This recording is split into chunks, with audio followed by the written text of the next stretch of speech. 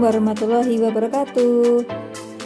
Kita akan meneruskan materi yang kemarin tentang klasifikasi materi dan perubahannya IPA kelas 7 semester 1 bagian 4. Bagi kamu yang belum sempat menyimak video sebelumnya, bisa klik tautan di atas ya. Jangan lupa juga buat subscribe, like, share, and comment. Ayo kita belajar bersama-sama dengan ceria. Kompetensi dasarnya 3.3 memahami konsep campuran dan zat tunggal atau unsur dan senyawa, sifat fisika dan kimia, perubahan fisika dan kimia dalam kehidupan sehari-hari. Tujuan pembelajarannya, melalui menyimak video, peserta didik dapat menjelaskan campuran dengan benar. Pada pertemuan kita kali ini, kita akan membahas tentang garam dan campuran heterogen. Untuk mengingatkan materi kemarin, materi dibagi menjadi dua macam, zat tunggal dan campuran. Campuran dibagi menjadi dua, campuran heterogen dan campuran homogen. Sedangkan homogen disebut juga sebagai larutan. Larutan dibagi menjadi tiga, ada asam, basa, dan garam. Kita akan membahas garam. Garam sering kita gunakan dalam kehidupan sehari-hari.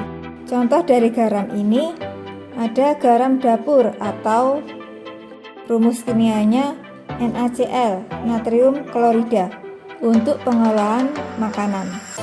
Ada juga garam Inggris, rumus kimianya MgSO4, sebagai obat pencahar. Bagaimana senyawa garam dapat terbentuk? Senyawa garam dapat terbentuk karena adanya reaksi netralisasi, yaitu asam yang bereaksi dengan basa akan menghasilkan garam dan air. Larutan garam merupakan larutan yang didapat dari hasil reaksi asam dan basa. Ciri-ciri larutan garam: yang pertama, mampu menghantarkan arus listrik. Yang kedua, tidak mengubah warna lakmus merah maupun biru. Jadi, larutan garam ini jika diberi lakmus merah dan biru, warnanya tidak berubah. Lakmus merah akan tetap berwarna merah dan lakmus biru akan tetap berwarna biru. Contoh reaksi netralisasi yaitu HCl bereaksi dengan NaOH menghasilkan NaCl dan H2O, atau asam klorida bereaksi dengan natrium hidroksida menghasilkan garam NaCl dan air. Dalam kehidupan sehari-hari banyak dijumpai pemanfaatan reaksi netralisasi, antara lain untuk mengurangi rasa sakit dan iritasi akibat sengatan lebah yang mengandung asam, digunakan soda kue atau natrium bikarbonat. Nyeri lambung akibat kadar asam klorida dalam lambung yang berlebihan dinetralisir dengan obat yang mengandung basa magnesium hidroksida atau aluminium hidroksida. Limbah cair hasil industri yang dibuang ke sungai mengandung zat asam yang dapat menyebabkan kematian ikan. Oleh karenanya, ditambahkan aluminium hidroksida untuk menetralkannya. Jadi, sebelum dibuang ke sungai, limbah industri tadi harus diolah dulu agar tidak membahayakan lingkungan di sekitar, yaitu dengan menambahkan aluminium hidroksida agar tidak membahayakan ekosistem di sungai. Mulut kita mengandung zat asam sisa makanan dan minuman yang dapat merusak gigi dan menimbulkan bau mulut. Untuk menetralisirnya, kita menggunakan pasta gigi yang mengandung zat basa. Tanah yang terlalu asam akibat hujan asam dan tanah gambut dapat menyebabkan tanaman tidak dapat tumbuh dengan baik. Untuk mengatasinya, tanah diberi senyawa yang bersifat basa, misalnya kalsium oksida, kalsium hidroksida, atau kalsium karbonat sebelum ditanami. Nah, tadi kamu sudah mempelajari tentang garam. Kita lanjutkan ke materi selanjutnya. Materi dibagi menjadi dua, zat tunggal dan campuran. Campuran ada dua, campuran heterogen dan campuran homogen. Untuk campuran homogen sudah kita pelajari. Sekarang kita akan mempelajari tentang campuran heterogen. Campuran heterogen ada dua macam, koloid dan suspensi. Campuran heterogen. Ada gambar air dan minyak. Apa yang terjadi jika air dan minyak dicampur? Tentu saja air dan minyak itu tidak akan pernah bercampur. Minyak selalu berada di atas air. Kenapa minyak dan air tidak pernah bercampur? Tulis jawabanmu di komentar bawah ya. Dapatkah kamu membedakan mana airnya, mana minyaknya? Tentu saja bisa ya. Yang berwarna kekuningan itu adalah minyak, sedangkan yang jernih adalah air.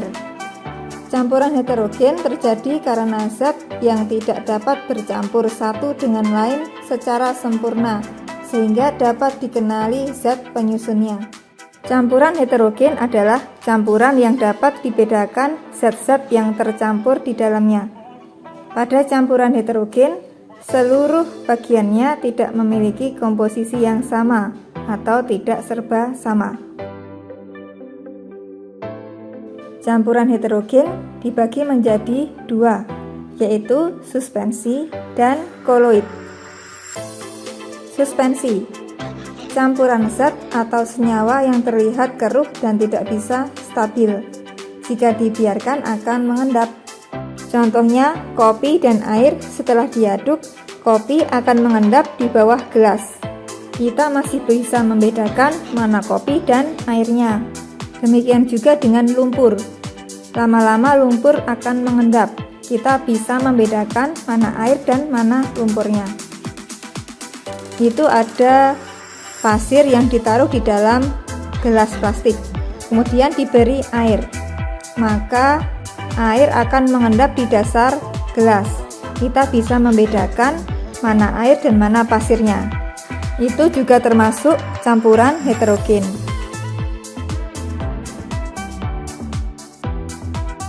Contoh lain adalah pengharum ruangan, deodoran, dan obat nyamuk. Yang kedua adalah koloid. Campuran zat yang tidak bisa tercampur rata dan jika dibiarkan tidak juga mengendap. Contohnya adalah cat, darah, asap, keju, susu, mayones, whipped cream, kabut, jelly, kaca berwarna, kertas, dan mentega. Sekarang kamu sudah bisa membedakan campuran homogen dan campuran heterogen. Agar lebih mudah memahami tentang perbedaan unsur, senyawa, dan campuran, kamu lihat tabel ini. Unsur yang pertama merupakan zat tunggal, kemudian tidak dapat diuraikan, terdiri atas satu jenis atom. Sedangkan senyawa merupakan zat tunggal, dapat diuraikan, tersusun atas dua jenis atom atau lebih, perbandingan massa zat penyusunnya tetap. Kemudian campuran merupakan campuran, dapat diuraikan, tersusun atas dua jenis atom atau molekul atau lebih, perbandingan massa zat penyusunnya tidak tetap. Demikian materi pada video kali ini. Semoga membantu kalian dalam memahami materi, klasifikasi materi, dan perubahannya. Tetap semangat belajar dimanapun kamu berada. Jangan lupa untuk simak video-video yang lainnya. Wassalamualaikum warahmatullahi wabarakatuh.